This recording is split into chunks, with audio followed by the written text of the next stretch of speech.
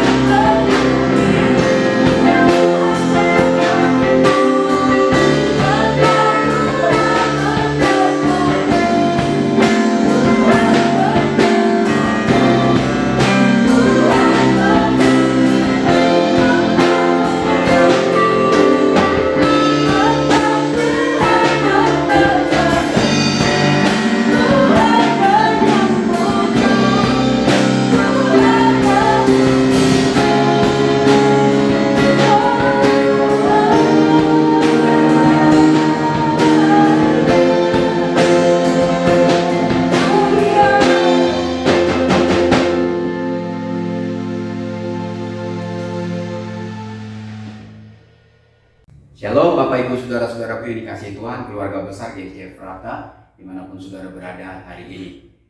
Saudara sudah menaikkan pujian, saudara sudah menyembah Tuhan lewat pujian yang sudah kita sama-sama naikkan, dan lewat penyembahan yang sama-sama kita naikkan di hadapan Tuhan. Tibalah saatnya saudara mendengarkan firman Tuhan, karena minggu ini adalah minggu pertama di bulan September. Setelah kebenaran firman Tuhan disampaikan, saudara akan mengikuti dengan saya perjamuan kudus. Jadi mulai dari saat ini persiapkan hatimu supaya Tuhan hari ini memberkati kita. Mari kita berdoa bersama-sama. Bapa kami yang ada di dalam surga, dikuduskanlah namamu, datanglah kerajaanmu di dalam hidup kami masing-masing, di dalam keluarga kami masing-masing, di dalam kehendak kami masing-masing. Berfirmanlah Tuhan, kami siap mendengar, kami siap melakukan, kami siap menyenangkan hati Tuhan. Bukan hanya di dalam ibadah ini saja, tapi di dalam aktivitas kami sehari-hari. Kami mau mengaplikasikan kebenaran firman Tuhan yang kami dengar, dan kami mau melakukannya seumur hidup kami. Berkati kami pada pagi hari ini. Di dalam nama Tuhan Yesus kami berdoa dan mengucap syukur. Haleluya. Amin. Tema khotbah saya pada pagi hari ini adalah melawan lupa. Sekali lagi, melawan lupa. Nats Alkitab yang saya ambil adalah dari kitab Ulangan pasal yang keempat ayat yang ke-9. Sekali lagi, kitab Ulangan pasalnya yang keempat ayat yang ke-9. Dikatakan, tetapi waspadalah dan berhati-hatilah, supaya jangan engkau melupakan hal-hal yang dilihat oleh matamu sendiri itu, dan supaya jangan semua itu hilang dari ingatanmu seumur hidupmu. Kata lupa sama dengan lepas daripada ingatan kita, tidak terpikirkan lagi, tidak sadar, lalai, tidak mengindahkan. Kata lupa itu menjadi tanda kutip penyakit manusiawi kita. Bukan kata lupa ini bukan hanya dimiliki oleh orang-orang yang sudah lanjut usia saja, tapi hampir semua kita manusia pernah lupa. Lupa juga menjadi alasan yang paling mujarab ya untuk menghindari pertanyaan, mana Pak janji Bapak kemarin kan jadi gitu.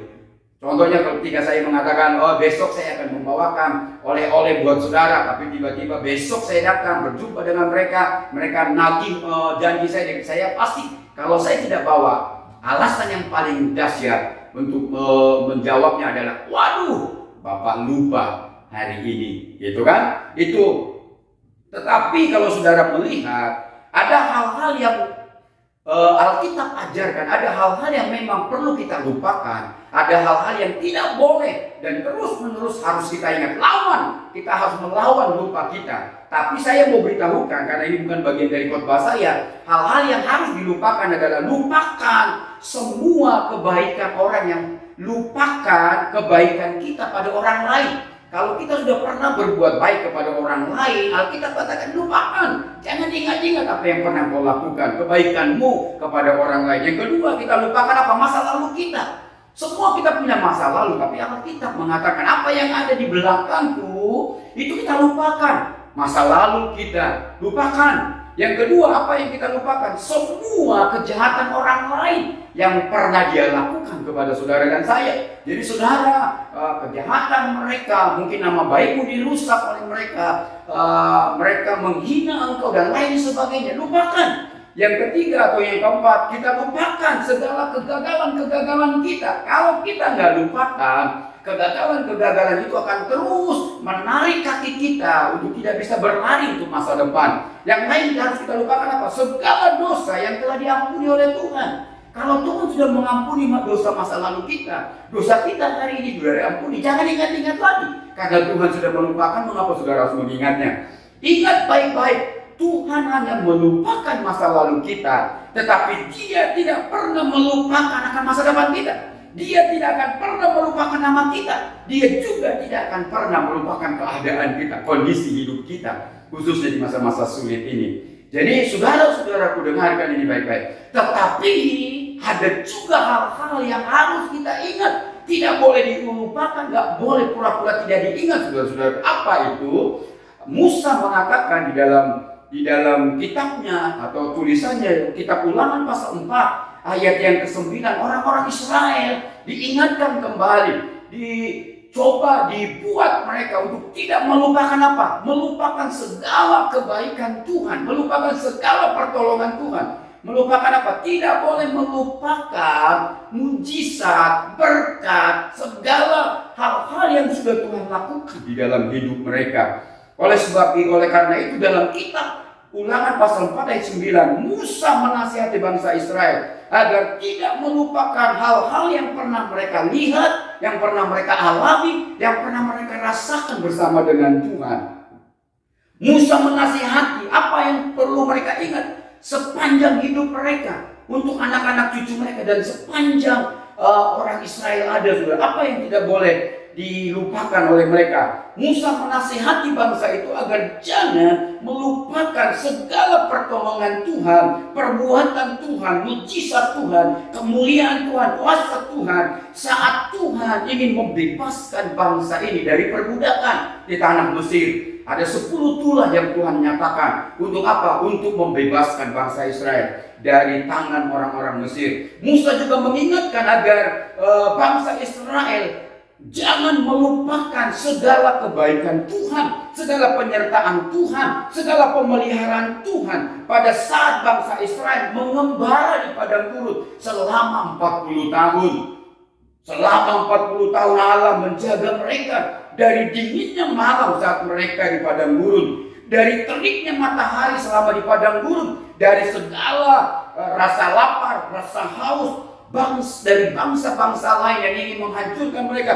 Tuhan pelihara, Tuhan jaga, Tuhan sertai, Tuhan tolong mereka. Sampai Alkitab mencatat, sampai kasut dari kaki mereka tetap utuh, tidak rusak. Itu menggambarkan sebuah penyertaan yang nyata bagi bangsa Israel. Musa mengatakan jangan lupakan semuanya itu.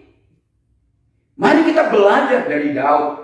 Dari kitab Mazmur 103 ayat 1 sampai dengan ayat 5. Menurut Daud, hal-hal apa saja yang tidak boleh kita lupakan, baik di masa lalu, mungkin di hal-hal yang tidak boleh kita lupakan.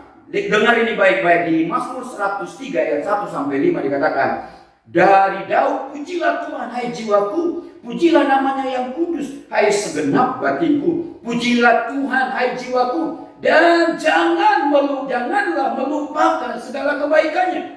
Dia yang mengampuni segala kesalahanmu, yang menyembuhkan segala penyakitmu. Dikatakan ayat yang keempat, dia yang menebus hidupmu dari lubang kubur, yang memahkotai engkau dengan kasih setia dan rahmat. Ayat yang kelima, dia yang memuaskan hasratmu dengan kebaikan, sehingga masa mudamu menjadi baru seperti pada burung rajawali. Alkitab mengajarkan ada hal-hal yang harus kita lupakan, tetapi ada juga hal-hal yang harus kita ingat dan tidak boleh lupa seumur hidup kita. Yang pertama dari Daud ayat yang kedua dikatakan, apa pakainya yang tidak boleh kita lupakan? Yang pertama adalah jangan lupakan segala kebaikan Tuhan Allahmu. Di ayat yang kedua dari kitab Mazmur pasal yang ke-103, saudara-saudaraku, apa kebaikan Tuhan bagi kita? Hal yang sederhana yang ingin saya sampaikan kepada saudara. Dia telah memberi tangan kepada kita. Banyak orang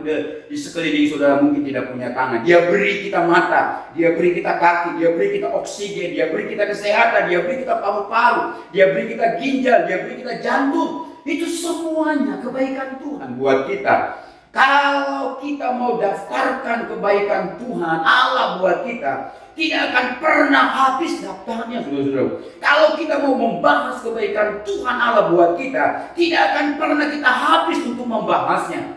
Artinya Alkitab katakan selalu baru kebaikan Tuhan buat kita.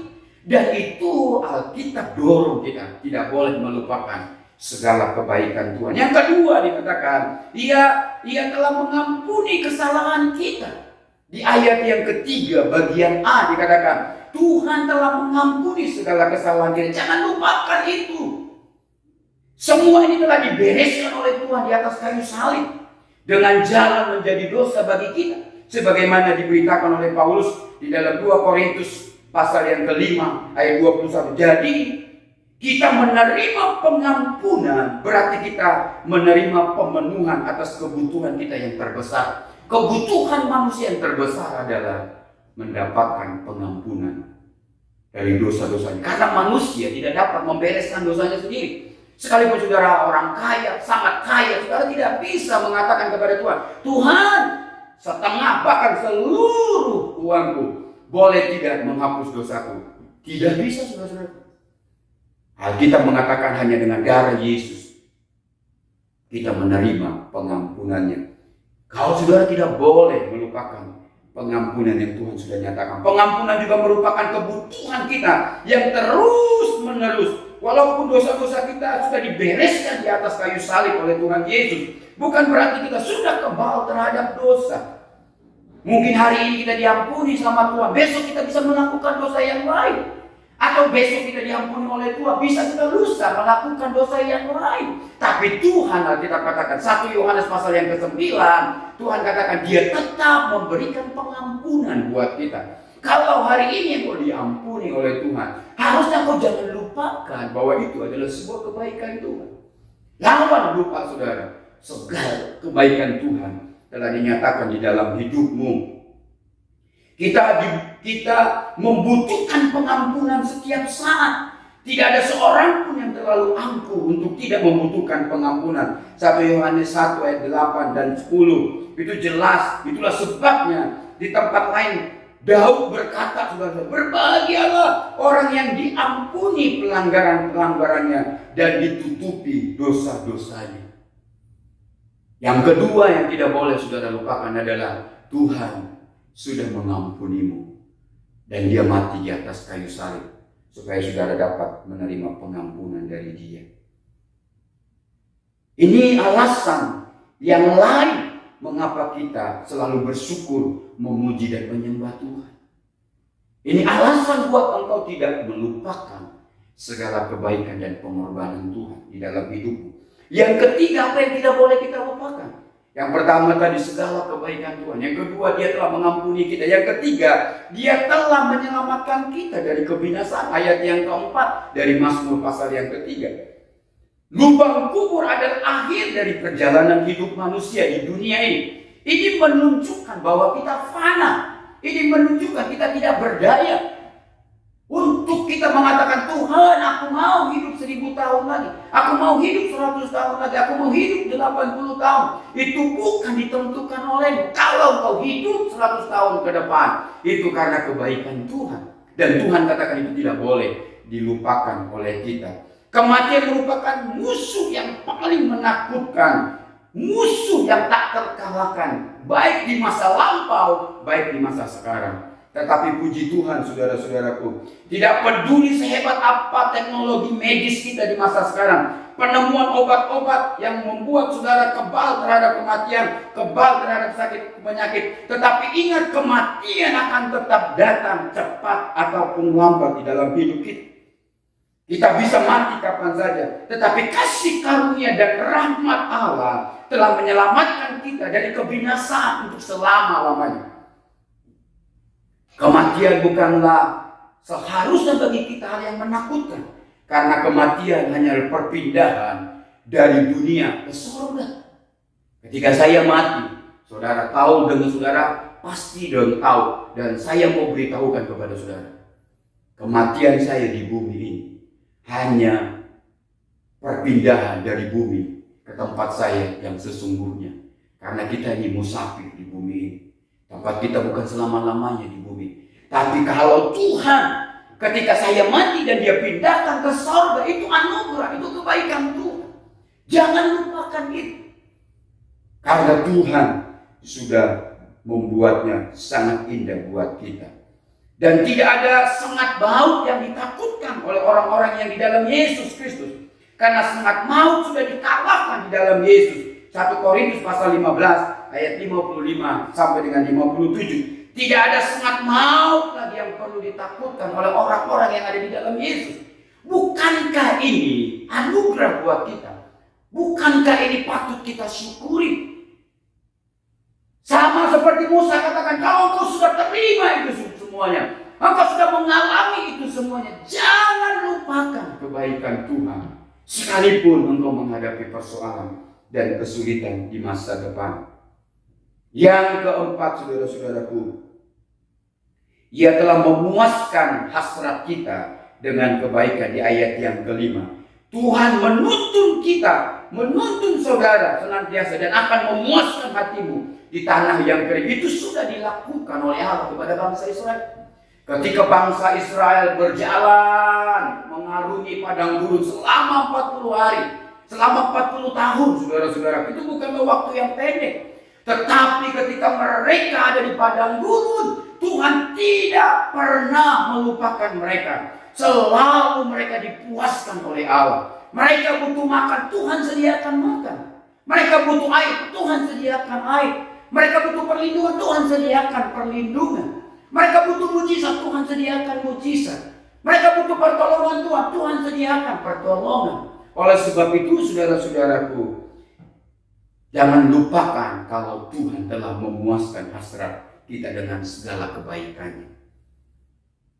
Kita anak-anak memperbaharui, kalau saudara baca Yesaya pasal yang ke-58, saudara-saudara, ayat 11, Tuhan akan menuntun engkau senantiasa dan akan memuaskan hatimu di tanah yang kering, dan Allah memperbaharui kekuatanmu. Engkau akan seperti taman yang diairi dengan baik dan seperti mata air yang tidak pernah mengecewakan. Haleluya. Ini janji Tuhan. Tuhan tidak biarkan hatimu kering. Tuhan tidak biarkan jiwamu kering. Tuhan tidak biarkan rohmu kering. Tapi Dia katakan Dia akan terus senantiasa memperbaharui hidupmu.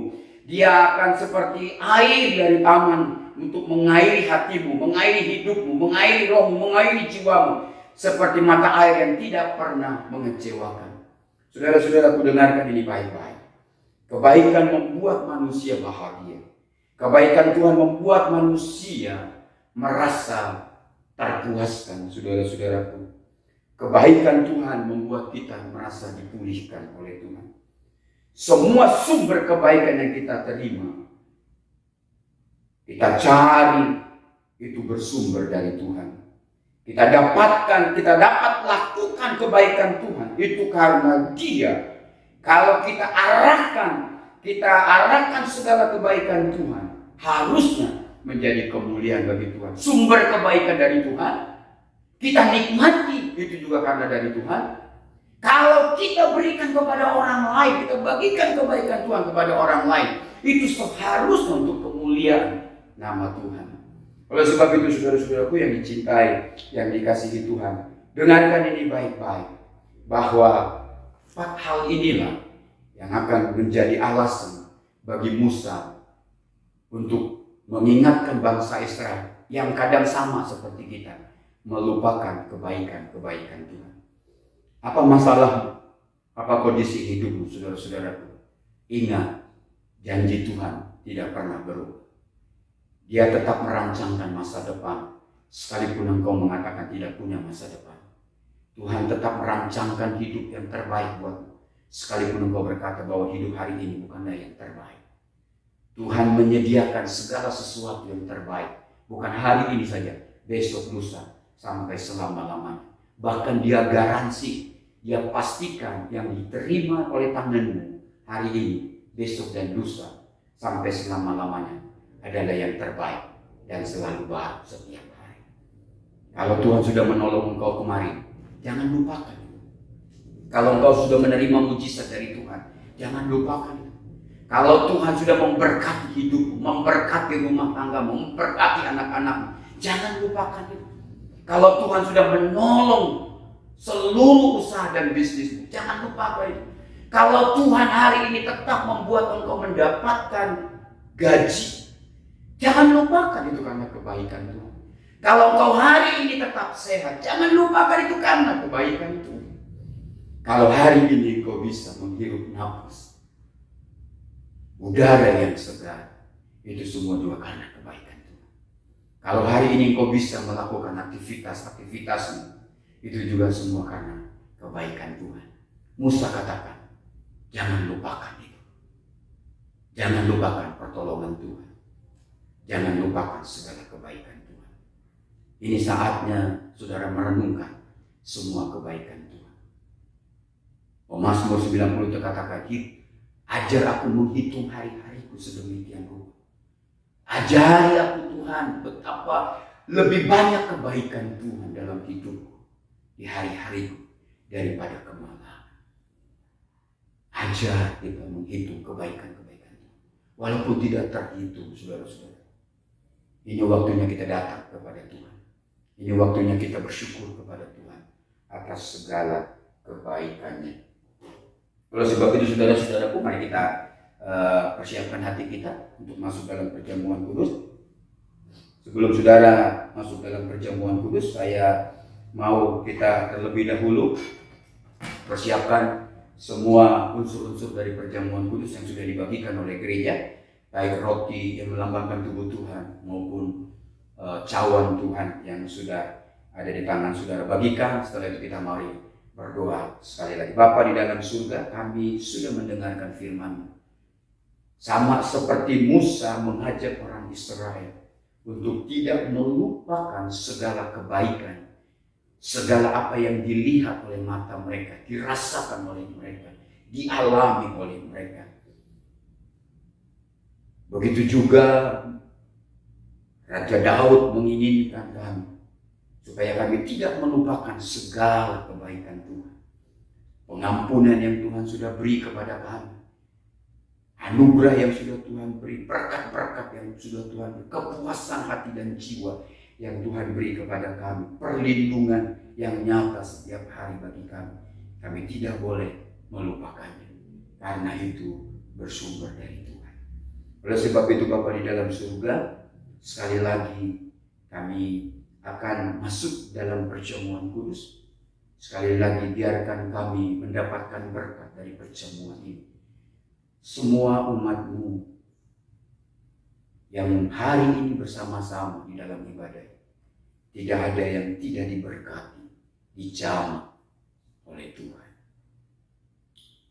Kami siap melakukan firman, kami siap mengikuti perjamuan kudus ini. Di dalam nama Yesus kami berdoa dan mengucap syukur. Haleluya. Amin. Saudara-saudaraku, mari kita berdiri bersama-sama. Kita berdiri bersama-sama, kita siapkan hati kita. Saudara-saudaraku, saudara bisa bagikan, bapak-bapak mungkin suami bisa bagikan pada istri dan anak-anak yang ada bersama dengan saudara. Mungkin ada cucu atau ada menantu bersama-sama dengan saudara. Bagikan unsur-unsur perjamuan kudus ini. Kalau saudara sudah bagikan, mari sekali lagi saya undang saudara untuk berdiri bersama-sama. Saya akan bacakan 1 Korintus pasalnya yang ke-11 ayat yang ke-23 sampai dengan ayat yang ke-26. Saya hanya, sebelum kita masuk seperti biasa, saya hanya bacakan kepada saudara untuk mengingatkan saudara. Ayat yang ke-27 berkata, jadi barang siapa dengan cara yang tidak layak makan roti atau minum cawan Tuhan, ia berdosa terhadap tubuh dan darah Tuhan. Karena itu hendaklah tiap-tiap orang menguji dirinya sendiri, dan baru sesudah itu ia makan roti dan minum dari cawan ini.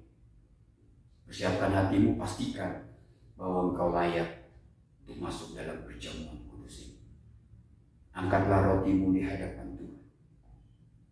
Sebab apa yang telah kuteruskan kepadamu telah aku terima dari Tuhan, yaitu bahwa Tuhan Yesus pada malam waktu ia diserahkan mengambil roti, dan sesudah itu ia mengucap syukur atasnya.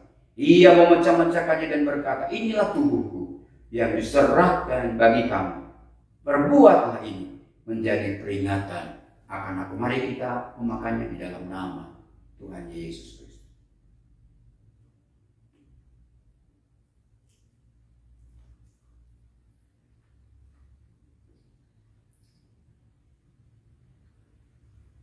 Angkatlah cawanmu di hadapan Tuhan, dan biarkan Tuhan tangannya menjamah dan memberkatinya. Biarkan Tuhan menyatakan mujizatnya ketika engkau menikmati perjamuan kudus ini. Demikian juga ia mengambil cawan sesudah makan, lalu berkata, cawan ini adalah perjanjian baru yang dimeteraikan oleh darahku. Perbuatlah ini setiap kali kamu meminumnya menjadi peringatan akan aku.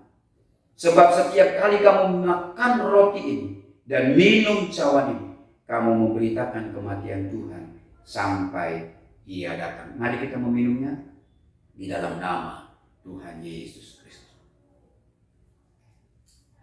Mari mengucap syukurlah di hadapan Tuhan. Sembahlah Dia, pujilah Dia, agungkanlah namanya. Dan dengarkan sekali lagi, jangan lupakan segala kebaikan, mujizat, pertolongan, dan berkat-berkatnya, pengampunannya, dan anugerahnya di dalam hidupmu yang selalu Tuhan sediakan buat engkau. Dan hari ini, perjamuan ini akan menjamah kita, menyatakan kemuliaan dan mujizatnya kepada kita. Engkau yang sakit disembuhkan oleh Tuhan. Engkau yang berbeban berat, pulanglah. Akhiri ibadah ini dengan mendapatkan kelegaan yang dari Tuhan. Mari saudara-saudaraku, kita akhiri ibadah kita dan angkatlah tanganmu di hadapan Tuhan dan terimalah berkat dari Dia. Tuhan memberkati hidupmu, rumah tanggamu, usaha dan bisnismu. Tuhan memberkati anak-anakmu, Tuhan juga memberkati pernikahanmu. Jalanmu akan diluruskan dan diberkati oleh Tuhan. Oleh sebab itu saudara-saudaraku, terimalah berkat dari Allah Bapa kita, kasih sayang dari Yesus Kristus, serta persekutuan dari Roh Kudus akan menaungi hidupmu dan hidup saya hari ini sampai selama-lamanya. Tuhan Yesus memberkati saudara. Haleluya. Mari kita sama-sama katakan amin. Terima kasih telah mengikuti ibadah online GSJ Efrata. Untuk persembahan umum dan persepuluhan dapat ditransfer melalui rekening BCA dengan nomor rekening 1763013344 atas nama Gereja Sidang Jemaat Allah. Untuk memudahkan pencatatan bendahara gereja, sangat membantu sekali jika setiap persembahan dibedakan dengan cara sebagai berikut. Untuk persembahan umum, berikan angka 1 pada digit terakhir nominal. Contoh, 20.001. Untuk persepuluhan, berikan angka 2 pada digit terakhir nominal. Contoh, 20.002. Jangan lewatkan ibadah online di channel GSJ Efrata selanjutnya. Dan jangan lupa subscribe dan aktifkan notifikasinya. Selamat bergabung di keluarga GSJ Efrata. Terima kasih sudah beribadah bersama kami. Tuhan Yesus memberkati.